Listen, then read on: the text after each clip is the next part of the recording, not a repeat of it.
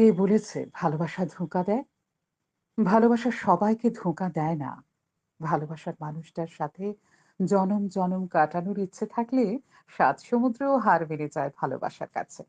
সত্যি, শুনতে অবাক লাগে। আমরা এতদিন শুনেছি এবং দেখেছি টিভিতে বা সিনেমাতে, কিন্তু বাস্তবেও যে এত সুন্দর একটি প্রেম কাহিনী হতে পারে সেটা হয়তো অনেকেই জানে না। জানা যায় নবদ্বীপ ব্লকের ফরেস্টডাঙ্গা এলাকার বাসিন্দা কার্তিক মণ্ডল কর্মসূত্রে সুরাটে থাকেন।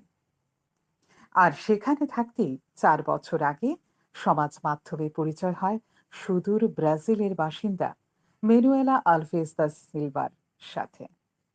পরিচয় ধীরে ধীরে ভালোবাসার রূপ নেয়। পরবর্তী সময়ে দুজনেই বিয়ের জন্য রাজি হয়।